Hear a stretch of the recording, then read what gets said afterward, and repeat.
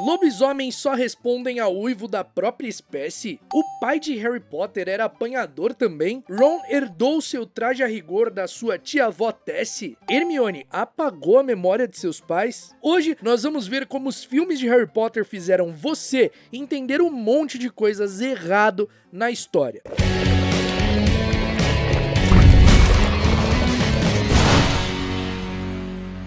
Fala aí, bruxões, beleza? A gente sabe que adaptações fazem certas mudanças, né? Algumas coisas precisam funcionar na tela e simplesmente igual ao livro não dá pra fazer, mas não quer dizer que algumas dessas escolhas não interfira diretamente na história e não faça o público entender errado algumas coisas. Mas não tem problema, se tranquilizem, porque hoje eu vou fazer você entender de verdade tudo que os filmes fizeram vocês entenderem errado. Não! A afirmação de que um lobisomem só responde ao uivo da própria espécie é uma invenção do filme. No livro isso não existe e só é colocado para que a Hermione imite um uivo de um lobisomem e o Lupin siga ela naquele momento, representando que ela já tinha voltado no tempo e por isso que o Lupin tinha simplesmente, em sua forma lupina, saído dali por ouvir o uivo de alguém. E como Lupin é um lobisomem, ou seja, um homem que se transforma em lobo, ele é da espécie humana, certo? Ele é um Homo sapiens. Então colocaram isso no filme só para esse mecanismo funcionar, mas não é um fato. Lágrimas de Fênix podem curar qualquer coisa.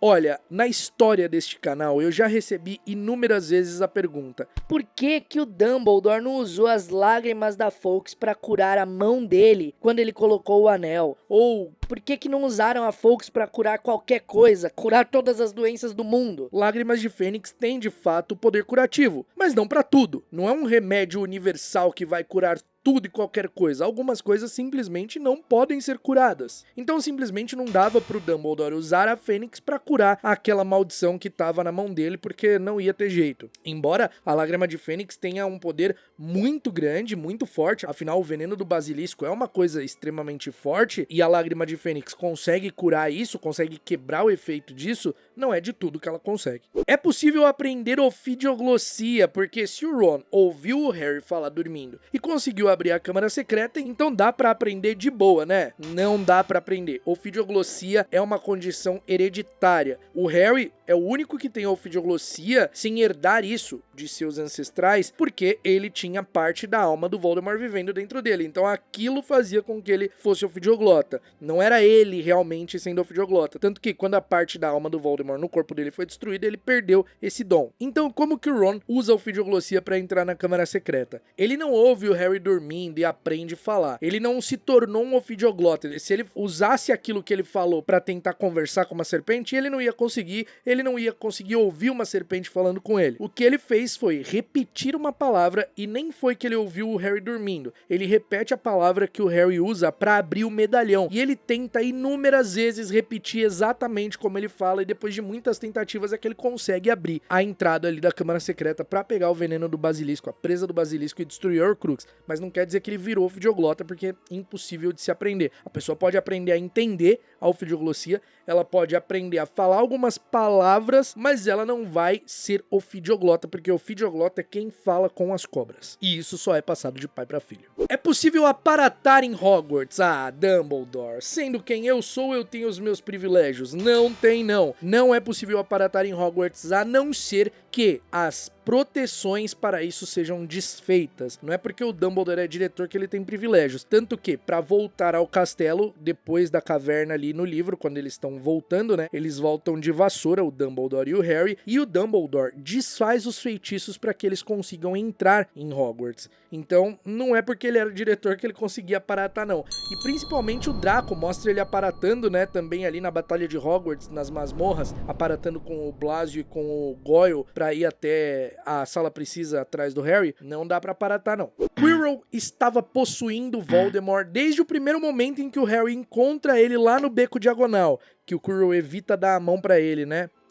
Isso também está errado. Inclusive no livro, o Harry aperta a mão do Quirrell no beco diagonal. O Voldemort só passa a parasitar o corpo do Quirrell depois que ele tenta roubar a Pedra Filosofal em Gringotts, mas acaba falhando. Então, ele acaba parasitando o corpo dele ali pra ficar mais perto do Quirrell e pra castigar o Quirrell também de alguma forma. Além disso, ele também usa o corpo do Quirrell como um hospedeiro, uma Horcrux temporária, pra que ele tome sangue de unicórnio e consiga se fortalecer. Mas naquele momento ele ainda não estava no corpo dele. Esse daqui já é clássico, já é batido, já falei várias vezes aqui no canal. É possível se defender com magia de um Avada Kedavra. Os filmes faz isso à torta e à direita. É gente defendendo de Avada Kedavra com magia. Isso não dá pra acontecer. Não acontece. Nos livros deixa muito claro que não tem como defender do Avada Kedavra. E a única exceção disso é o Harry, quando a varinha dele fica interligada lá com o Voldemort em Cálice de Fogo, porque as varinhas são gêmeas. E lá na batalha final, quando a varinha das varinhas se recusa a atacar o seu mestre, que era o Harry. Então aí são dois casos extremamente atípicos. Mas igual é no filme, mó carnaval, todo mundo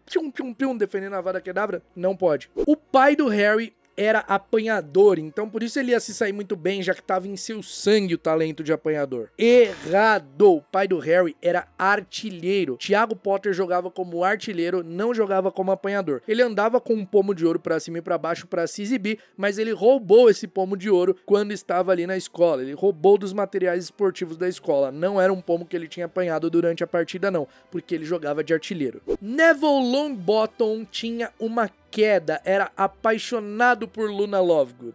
Todo mundo acha que isso é real, porque ele fala, né? Vocês viram a Luna? A Luna?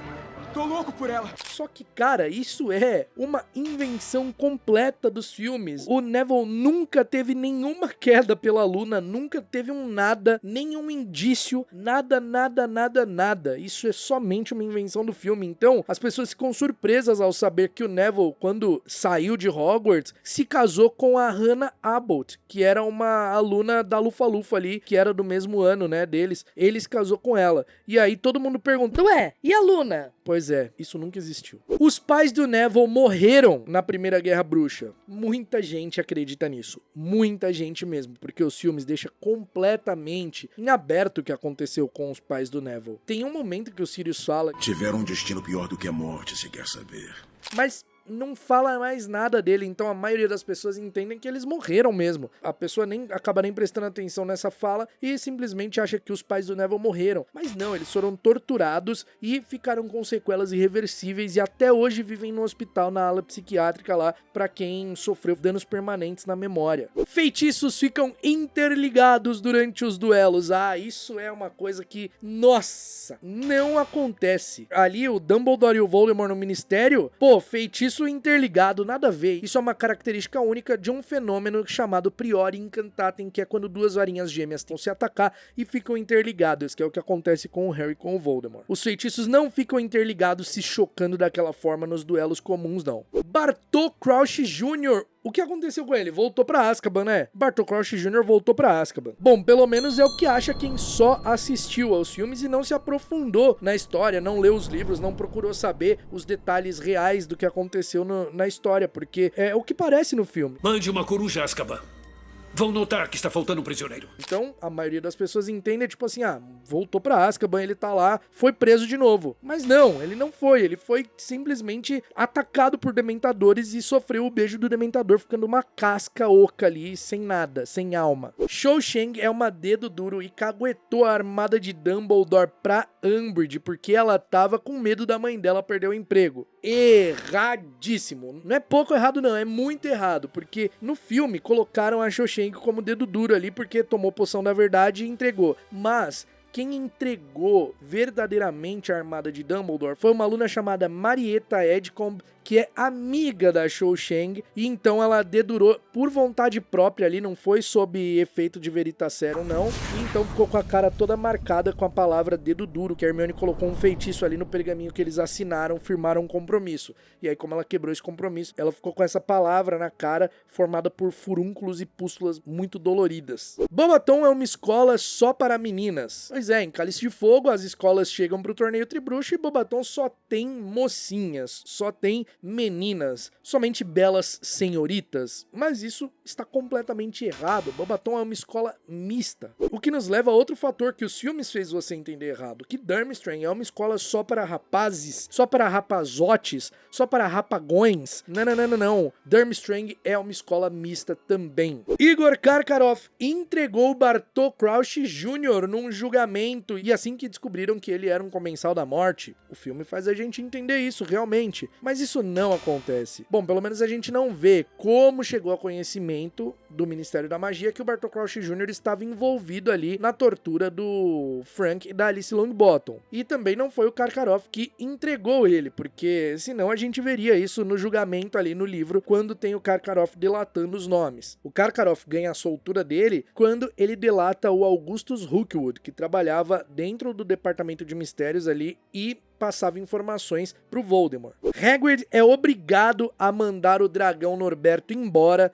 depois que o Draco conta a todos que ele tinha um dragão, tava cuidando de um dragão bebê. No filme, todo mundo sabe do dragão, né? Todo mundo ficou sabendo do dragão. O Filch até fala, não fica triste assim, né? Ou você vai entrar na floresta, se controla. E aí o Hagrid fala, ele é só um bebê, tive que mandar ele pra Romênia. E se os outros dragões não gostarem dele? Nada disso, nada disso. O dragão é levado pelos amigos do Carlinhos, porque o Harry, o Ron e a Hermione interferem, e pra livrar o Hagrid de qualquer encrenca com aquele dragão, eles fazem isso, ninguém fica sabendo do dragão. Quer dizer, o Draco sabia, e aí ele acaba tentando armar ali uma arapuca pro Harry, só que ninguém acredita no lance do dragão, porque o dragão tinha ido embora mesmo. Eles são punidos mais por estarem fora da cama, fora do horário. Os Dursley simplesmente ficam malucos e vão pra um casebre no meio do nada, quando chegam as cartas ali do Harry. Cara, isso é muita loucura e não acontece. Não é que eles vão para um casebre do nada quando chegam as cartas. Eles ficam rodando. Eles se hospedam em um hotel. Depois que eles se hospedam em um hotel e chega a carta no hotel também, aí eles rodam mais ainda e aí só depois que eles vão pro casebre. No filme eles simplesmente chegam as cartas e eles vão embora para esse casebre no meio do mar e não mostra nem como eles chegaram ali. O Harry vai para Hogwarts no mesmo dia em que o Hagrid resgata ele desse casebre. Também é outra coisa que os filmes fazem a gente entender errado. Cara, o Harry é levado pelo Hagrid ali pra comprar os materiais no dia 31 de julho, que é o aniversário dele. Tanto que ele tá ali fazendo, né, no chão o bolo quando o Hagrid chega. E aí no dia seguinte ele tá lá comprando os materiais e então, depois de comprar os materiais, o Hagrid leva ele lá em King's Cross e ele vai pra plataforma 9 3/4. Só que as aulas começam dia 1º de setembro, tinha um mês ainda de diferença. O filme corta que o Harry volta pra casa dos Dursley e fica ali aguardando esse um mês. Só que parece, do jeito que eles fizeram, que realmente o Harry vai no mesmo dia. O que ele foi fazer em Hogwarts um mês antes de começar as aulas? Se apanhar o pomo de ouro, a equipe vence o jogo. Errado! E essa aqui um monte de gente confunde porque o Olivia Wood no filme fala: Se pegar essa bola, o jogo acaba. Se pegá-la, Potter, nós ganhamos.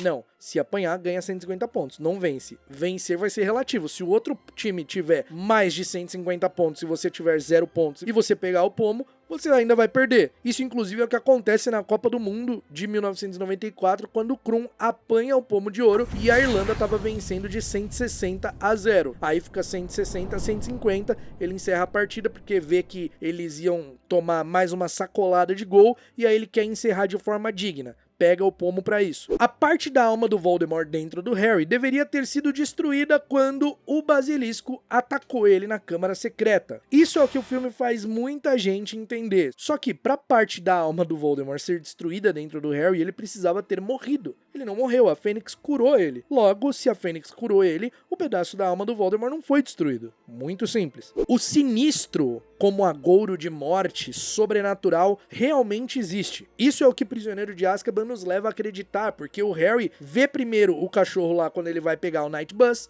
e ele acaba chamando o Night Bus sem querer. Depois, o Harry vê o sinistro nas nuvens, e aí ele depois é atacado pelos Dementadores e cai. Só que isso de ver o sinistro nas nuvens não acontece. Porém, o filme endossa como algo sobrenatural que não era sobrenatural. O Harry via o Sirius transformado em cão, só que aquilo não era um mau agouro, era o Sirius próximo dele, só isso. E nesse momento que ele vê o Sirius no quadribol, né, quando ele tá jogando contra a Lufa-Lufa, ele vê o Sirius, acreditando que era um sinistro, na arquibancada, numa parte vazia da arquibancada ali, sob forma de cachorro, porque ele só tava ali vendo o Harry jogar quadribol. Agora, colocar nas nuvens daquele jeito realmente deixou sobrenatural, mas não tem isso de sinistro, sobrenatural, de ser agouro de morte, isso é uma grande superstição. Hermione Granger apagou a memória dos seus pais. Essa daqui todo mundo acha que foi isso que aconteceu, porque o filme faz você entender literalmente que foi isso. Inclusive no filme a Hermione usa o Obliviate, que é um feitiço que não pode ser desfeito. Só que na realidade a Hermione não apaga a memória dos pais dela, ela altera as memórias dos pais, fazendo eles acreditarem que eram outras pessoas que não tinham filha e que eles queriam se mudar para a Austrália, e é isso que eles fazem. Mas ela altera a memória, não apaga as memórias dele. Só que depois da guerra, quando tudo tá bem, ela procura eles, encontra os dois e reverte o feitiço, fazendo com que eles tivessem ali suas memórias de volta, suas memórias originais de volta. O apanhador da Lufa-Lufa foi atingido por um raio durante a partida do terceiro ano ali, quando o Harry é atacado pelos Dementadores. Isso não acontece, primeiro que esse cara é o Cedrico, você sabe disso, né? Esse cara aí é o Cedrico, pelo menos era pra ser, mas o filme simplesmente não tá nem aí e não coloca ele como Cedrico, mas esse carinha é o Cedrico, que era apanhador da Lufa-Lufa, capitão do time e monitor da Lufa-Lufa também. Simplesmente colocam o cara tomando um raio e caindo, sabe-se lá o que aconteceu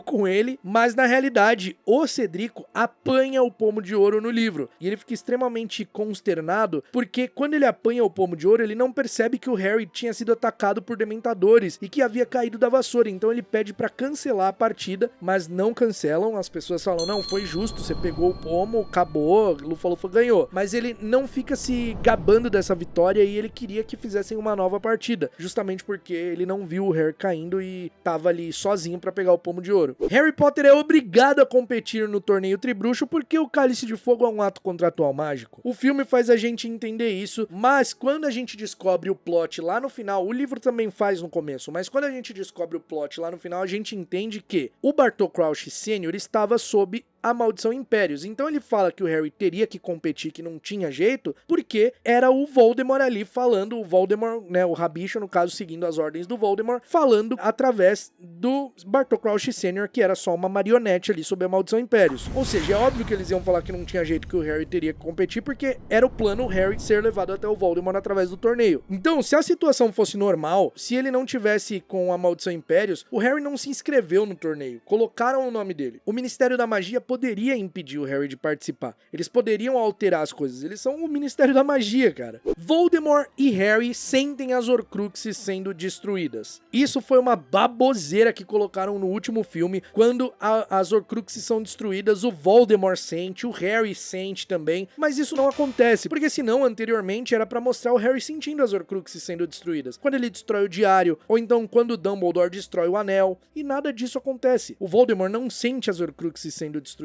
até porque quando ele descobre que a taça de Hufflepuff foi roubada do cofre dos Lestrange, ele simplesmente vai nos locais onde as Horcruxes estariam escondidas pra ver se tava tudo bem, e aí ele vai checando e vendo que elas não estavam ali, que ele entende, olha, descobriram meus segredos, ou seja, ele nem sabia que as Horcruxes tinham sido destruídas até aquele momento. Então ele não sente. As relíquias da morte foram realmente dadas pela morte? Não, isso não aconteceu. Isso é um conto de fadas dos bruxos. Elas não foram feitas literalmente, dadas literalmente pela figura personificada da morte. Até porque essa figura personificada da morte não existe de verdade. Ela é só um conto, só uma alegoria. Os três irmãos, que são os Peverell, que inspiraram os irmãos do conto, foram quem fabricaram essas relíquias. E por toda a sua história ali, pelo conto, elas ficaram associadas à morte. Voldemort queria roubar a Pedra Filosofal para se tornar imortal. Errado, ele já tinha feito Horcrux, ele já estava impedido de morrer de qualquer forma, porque as Horcruxes dele já existiam, estavam ali fazendo o trabalho delas, ele queria a pedra para recuperar seu corpo e retomar o seu poder. Severus Snape atingiu os Comensais da Morte, Alecto e Amico Carroll, quando ele lutava com a Minerva McGonagall para proteger todos ali em Hogwarts. Hogwarts. Isso também é o que o filme faz a gente entender, só que no livro acontece de uma forma bem diferente. Quem ataca esses Comensais da Morte é o Harry dentro da sala comunal da Corvinal, e não o Snape. Mas isso foi uma forma legal que eles usaram no filme de tentar dar uma pista ali que o Snape estava do lado deles o tempo todo. Comensais da Morte voam! Essa daqui, o filme faz todo mundo acreditar que Comensais da Morte voam, que voar é a coisa mais comum, voar sem vassoura, sem nada, é a coisa mais comum do mundo. Mas não, só o Voldemort é capaz de fazer isso, e o Snape, que aprendeu com Voldemort. Mas os Comensais da Morte não voam com aquela fumacinha preta, não. Isso, claro, é um recurso visual que eles utilizaram no filme ali, é bacana, mas faz as pessoas entenderem que aquilo é uma coisa super comum, quando não é. Dumbledore contratou Gilderoy Lockhart sem saber que ele era uma fraude, sem saber que ele era um grande impostor. Também não é verdade. O Dumbledore contratou o Lockhart justamente por saber que ele era um impostor e justamente por querer que ele mesmo se revelasse ali. E foi o que aconteceu. Ele mesmo foi colocado à prova num ambiente de ensino onde ele não conseguia ensinar nada. E também o Dumbledore fala que maus exemplos também servem como ensinamento para as pessoas não seguirem aquilo. Harry Potter pode fazer magia enquanto estuda em casa. Não pode fazer aleatoriamente, mas enquanto estuda pode. Isso é o que dá a entender ali no começo de Prisioneiro de Azkaban, onde o Quaron simplesmente pensou assim: vai ser mó legal colocar o Harry pra fazer um Lumos Maxima aqui no começo do filme. Quaron não pode fazer magia fora da escola, tá no livro aqui, inclusive no filme anterior o menino tomou a advertência do Ministério por causa disso. E daí, eu não ligo, coloca ele pra fazer magia. Foi mais ou menos assim que aconteceu. Não pode fazer magia, isso é um erro, tá errado, não existe isso no livro. Sirius Black foi morto com a Avada Kedavra de Bellatrix Lestrange. Mas não foi, meus amigos. Mas não foi. Isso o filme te fez entender muito errado, porque o Sirius é atirado para além do véu no departamento de mistérios por um feitiço de jato vermelho que a Bellatrix lança contra ele. Esse jato vermelho atinge ele bem no peito e ele cai pra trás. Quando ele cai pra trás e passa do véu, aí ele morre, porque o véu é um portal só de ida pro mundo dos mortos. Ele não é morto com a Avada Kedavra. Tanto que, na época dos livros, quando os livros estavam sendo publicados, existia uma grande teoria de que o Sirius estava vivo, porque ele poderia retornar de alguma forma daquele portal ali. E por último, mas não menos importante, esse daqui faz todo mundo achar que, meu Deus, o mundo era completamente inútil e não ligava pro que estava acontecendo em Hogwarts, porque na batalha final, o Voldemort chega com um exército parecendo que era o filme 300 lá, que eles lutam contra não sei quantos mil com apenas 300 homens. Não é isso que acontece, tá, galera? Tem muito seguidor ali do Voldemort, muita gente ali atacando Hogwarts, mas isso não é desse jeito. No livro, o número é muito menor, assim, infinitamente menor de Comensais da Morte que tem ali, sabe? Não deve passar de 100, entende? É uma coisa muito pequena, assim. Tanto que em Hogwarts morrem uns 50 alunos, fora, o Lupin, fora esses personagens mais conhecidos, morrem uns 50 alunos ali, mais ou menos. Comensais da Morte, gigantes, tinham alguns, não era aquela multidão, aquela tropa enorme que tem ali, não. Isso não existe, cara. Mas e aí, me diz, tinha alguma coisa dessa lista que você tinha entendido errado porque só tinha assistido aos filmes? Me conta que eu quero saber. E você sentiu falta de alguma coisa nessa lista que você, em algum momento, entendeu errado e só depois foi ver que não era bem isso? Também quero saber. E se você quiser um parte 2 desse vídeo aqui, porque tem muita coisa que os filmes fizeram as pessoas entenderem errado, também comenta aqui o que você sentiu falta de ver. A gente se vê no próximo episódio do Caldeirão Furado. Se você gostou, deixa seu like, compartilha, comenta, sabe que pode ajudar aí através do botão valeu, se tornando membro, como você quiser. A gente se vê no próximo vídeo e até lá, mal feito feito.